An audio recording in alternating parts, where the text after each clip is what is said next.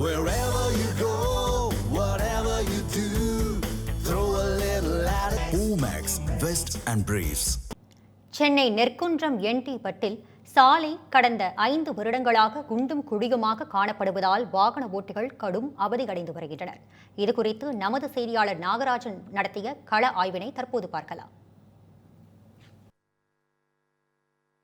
திருவள்ளூர் மாவட்டம் மதுரவாயல் சட்டமன்ற தொகுதி வலசரவாக்கம் மண்டலம் நெற்குன்றம் 145வது வார்டு என்டி பட்டில் ரோட்டில் இருக்கோம். இந்த என்டி பட்டில் ரோட்டில் 4-5 வருடங்களாகவே இருக்கக்கூடிய பெரிய பிரச்சனை என்ன அப்படின்னு சொன்னால் சாலை, குண்டும் குழியுமாக இருக்கக்கூடிய சாலை ரொம்பவுமே ஆபத்தான சூழலில் இருக்கிறதா பலமுறை இங்கே இருக்கக்கூடிய மக்கள் அவங்களுடைய வார்டு கவுன்சிலர் அதிமுக கவுன்சிலர்ட்டையும் சொல்லி மாநகராட்சி மன்றத்தில் புகார் வச்சுருக்காங்க. ஆனால் மாநகராட்சியில் தற்போது வரை இந்த சாலை சரி செய்யப்படுவதற்கான எந்த விதமான நடவடிக்கையும் எடுக்காமல் இருக்குது. நம்ம காரில் போயிட்டுருக்கோம். நான் அந்த காரில் ஏன் காட்டுறேன் அப்படின்னா எவ்வளவு ஆடுது அப்படிங்கிறத நம்ம பார்த்தாலே தெரியும். டிரைவரோட ஹேண்டில் நீங்கள் பார்த்தாலே தெரியும். எவ்வளோ சிக்கலான சூழலில் ஒவ்வொரு நாளும் இந்த பகுதி மக்கள் வாகனத்தை இந்த பகுதியில் இயக்கி போகிறாங்க அப்படின்றது இங்கே பார்த்தாலே தெரியும். பள்ளி குழந்தைகள்லேருந்து பெரியவங்க, கர்ப்பிணி பெண்கள் எல்லாருமே பயணிக்கக்கூடிய ஒரு பிரதான சாலையாக தான் இது இருக்குது. அப்படி இருக்கும் பொழுது அதிகப்படியான கனரக வாகனங்கள் அடிக்கடி இந்த வழியில் பயணிப்பதன் காரணமாக இந்த சாலை முழுவதுமாக சேதமடைஞ்சிருக்கு. ஆனால் மாநகராட்சி மன்றத்தில் முறையிட்டும் கூட தற்போது வரை நடவடிக்கை எடுக்கலை. சமீபத்தில் கூட இந்த வார்டை சேர்ந்த கவுன்சிலர்கிட்ட புகார் கொடுத்து அந்த கவுன்சிலரும் மாநகராட்சி மன்றத்தில் புகார் வைத்து அதற்கு மீது நடவடிக்கை எடுக்கலைன்றதுக்காக அனைவரும் போராட்டத்தில் ஈடுபட்டப்போ கூட காவல்துறையினர் பகிரங்கமாக அவர்கள் அனைவரும் கைது செய்து வைத்திருந்ததா நம்மளால் பார்க்க முடிஞ்சது. அப்படி இருக்கக்கூடிய சூழலில் ஒரு பிட்டா, அதாவது ஒரு 20 மீட்டருக்கு சாலை அப்படிங்கிறது நல்லா இருந்தாலும் அடுத்த 20லேருந்து 30 மீட்டருக்கு சாலையினுடைய நிலை அப்படிங்கிறது ரொம்ப மோசமாக தான் இருக்கிறத பார்க்குறோம். நீங்கள் பார்த்தாலே தெரியும். அங்கே ஒரு ஸ்கூல் பையன் நடந்து வந்துட்டுருக்கான். அதே சமயம் பக்கத்தில் ஒரு ஆட்டோ போயிட்டுருக்கு. அந்த ஆட்டோ போகும்போது எப்படி அந்த குண்டும் குழியுமான இடத்துல ஆட்டோ எப்படி போகுது அப்படின்றத நம்மளால் பார்க்க முடியுது.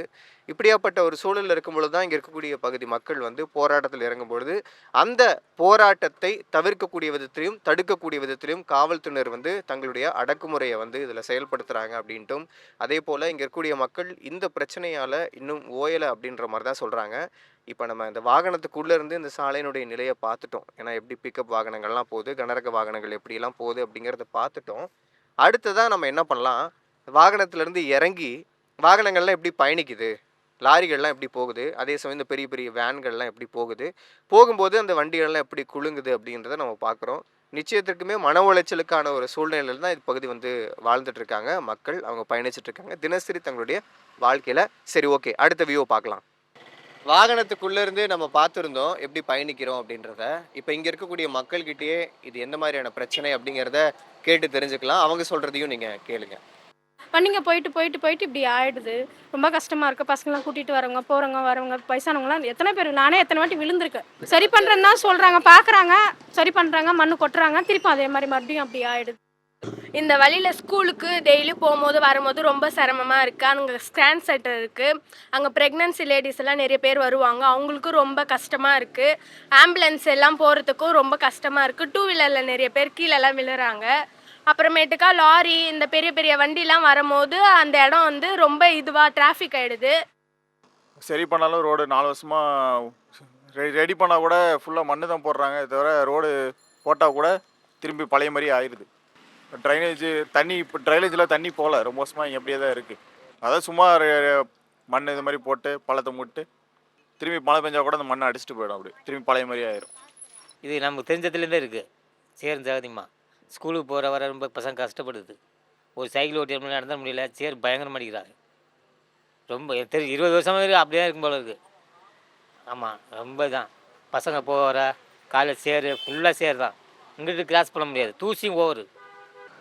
இந்த என்டி பட்டில் ரோட்டில் வாகனத்துக்குள்ளே இருந்து எப்படி அந்த வாகனம் இயக்கும் போது அந்த அதிர்வு இருக்குது அப்படிங்கிற விஷயத்தெல்லாம் காட்டியிருந்தேன் சாலை பள்ளத்தினால. இப்போ நேரடியாக வெளியிலேருந்து இந்த விஷயத்தை நம்ம பார்க்க போகிறோம். இப்போ வெளிப்புறத்தில் வாகனங்கள் பயணிக்கக்கூடிய சூழலை நீங்களே பார்க்குறீங்க எவ்வளோ மோசமான ஒரு சூழலில் இருக்குது அப்படின்னு. குறிப்பாக மழை காலங்கள், இப்போ பருவமழை வந்திருக்கிறது. இந்த 4-5 வருஷத்தில் எத்தனையோ பருவமழையை பார்த்துருக்காங்க.